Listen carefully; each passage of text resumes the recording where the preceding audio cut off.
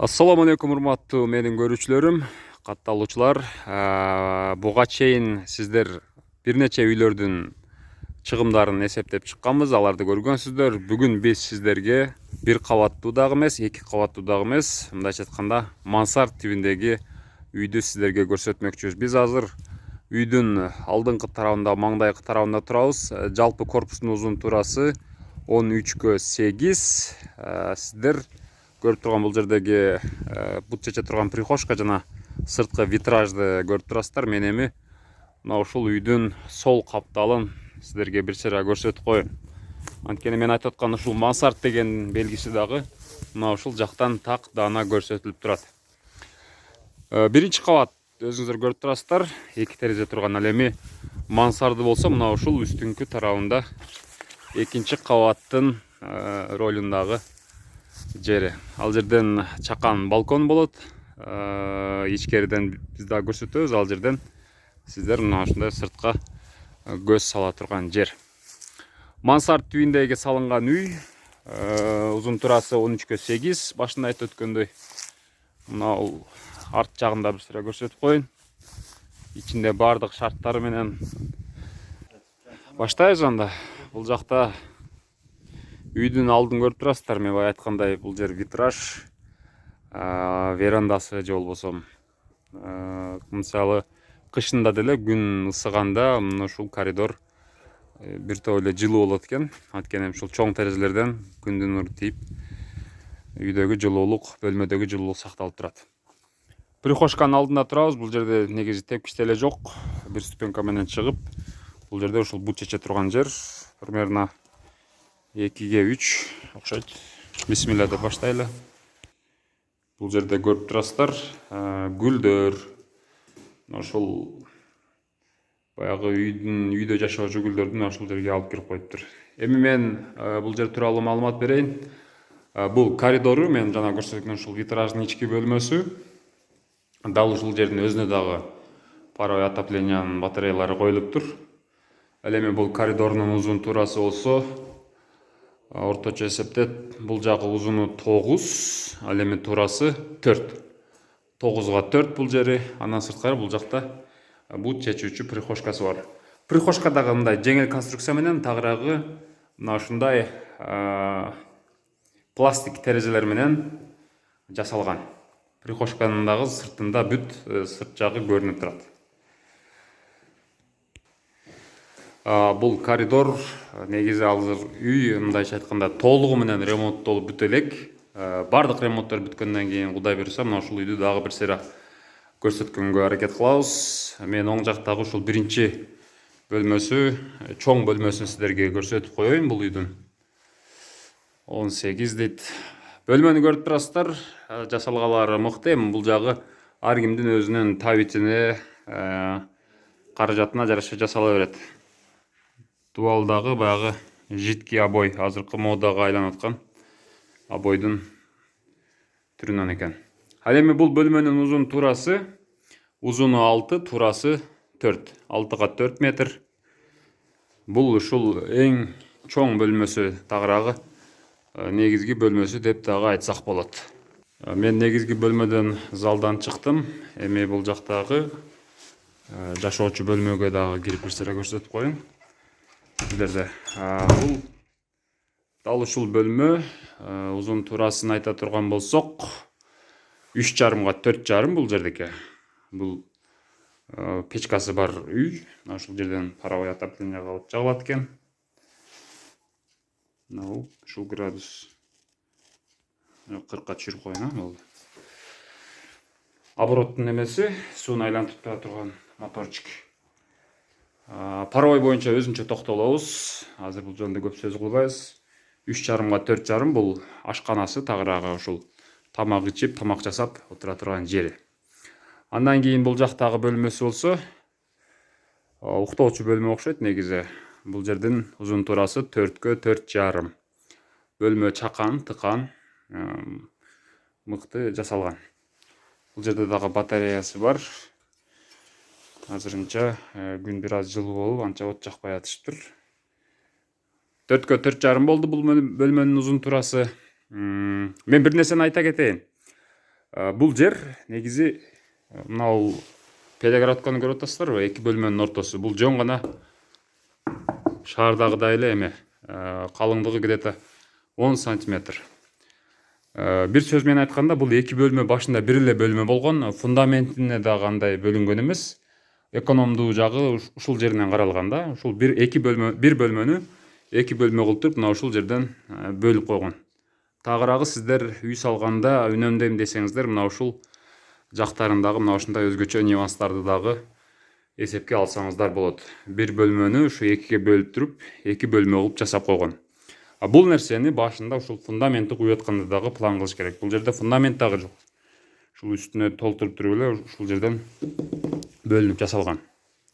Паровой отопление боюнча мен башында айткандай өзүнчө сөз кылам. Бул паровойдун өзгөчөлүгү турбалар пластиктен болгон. Темир турба колдонулган эмес. Бул жактагы 2 бөлмөнү көрүп чыктык. Бул жакта бир негизги бөлмөнү көрдүңүздөр. Эми бул эшик кандай эшик болду экен? Кирип көрөлү. Бул жак душевой экен.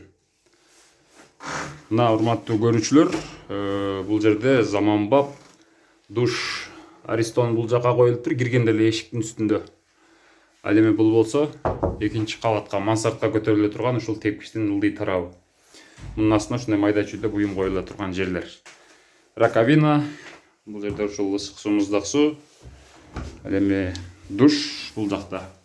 Көрдүңүздөрбү? Мына ушундай айыл жеринде дагы өзүңүздөр үчүн шаардагыдай заманбап шартты түзүп алганга толук мүмкүнчүлүктөр бар. Болгону адамдын каалоосу, аракети жана мына ушул нерсеге болгон кызыгуусу болушу керек. Бул жерге дагы ушул отопление батареялары коюлуптур жылуулук үчүн. Душевой дагы бар. Эми биз экинчи кабатка мына ушул тепкич менен көтөрүлөбүз. Биз башында айтып өткөндөй бул үй мансарт үй болчу. Мына ушул мансартына чыгабыз. Биринчиден экинчиге көтөрүлөт, ушул жерге терезе дагы коюлуптур жарыктык үчүн. Ал эми бул жакта болсо оң жактан баштайын дегенде азырынча бул жер кампак экен, буюм тайым сактоочу, бирок келечекте быйылкы жылы ушул ремонттор бүтүп, Кудай буйрса бул жер, мен үйдүн корпусун 13-кө 8 деп айткам башында. Ошондуктан бул узуну 8 азыр. Ал эми туурасы болсо 1, 2, 3, 4,5. Эсепте 5-ке 8 экен. Бул эң чоң бөлмө мансарттагы. Мына ушундай каражаттар менен жылууланып баштаптыр. Буюрса быйылкы жылы ремонт иштери бүтсө, мына ушул мансарт тибиндеги үйдүн бүткөнүн дагы сиздерге сөзсүз түрдө көрсөтөбүз. Бул жер мен бая сыртта көрсөткөнмүн. Балкон. Балкондон сыртка көз салса болот. Мал койду карап, адырга көз чаптырганга мүмкүнчүлүк бар. Балконду дагы буюрса жасаса керек. Мына ушул жерине сетка, беседка кылып. Мына ушундай. Бул мансарттын бул жакта болсо, бул мен баягы айткан паровой отопленияның суу бочкасы. Суусу бар экен ичинде. Суу ушул жерден куюлат. Ал эми үй ээсинин айтымында мына ушул жерден эшик болуп, бул жагы тосулуп, мына ушул жер өзүнчө чакан склад болот экен. Майда чүйдө буюмдарды кое турган жер. Андан сырткары бул жакта болсо дагы бир бөлмө. Мансарт ошол биз айткандай 2 бөлмө. Бул жактан дагы бир эшик болуп, бул жакка өзүнчө бир кууш коридор болуп тосулат экен дагы. Мына ушул жер дагы бир чоң бөлмө. Ошондо бул жактан 2 метр кыскарып кетсе, бул жагы 5 метрге жакын болуп калат окшойт. Эсептейбиз керекпи? 1, 2, 3, 4, 5, 6. 6-га 1, 2, 3, 4, 5, 6-га 5,5 эсепте. Мансарттын экинчи бөлмөсү, бул жерде дагы ремонт иштери жүрүп аткан экен негизи. Мына ушундай атайын жылуулоочу каражаттарды коюп жасалып аткан чак экен. Эмесе биз чыгымдарды эсептөөнү баштайбыз. Фундамент арматура 1 километр 29 миң сомдук, цемент бул убакта кымбат болгон экен, 5 тонна 7 сом 60 тыйындан 38 миң сом, шагал 4 КАМАЗ 3300 сомдон 13200 сом, 1 КАМАЗ таш 7 миң сом, фундаментке уста акысы болсо 30 миң сом. Апалубка мешалканын арендалары, жол кира тамак аштар жалпы 20 миң сомго барган.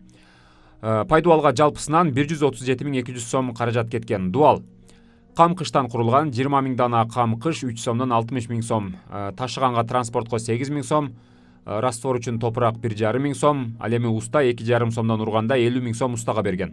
Бул жерде дагы бир чыгымдар бар экен. Цемент 500 кг 7 сом 60 тыйындан 3800 сом, 1000 сомдук тол, тепкичке швейлер 3 миң сом, устун кары брус 4 дана. Бул жанагы бут жеткен перхошка жана наракта турган баягы витражга кеткен устундар. 4 данасы 2 миң сомдон 8 миң сом. Тамак аш жана башка чыгымдарга жалпы 15 миң сом. Ошентип дуалга кеткен сумма 150 миң 300 сомду чапчыган.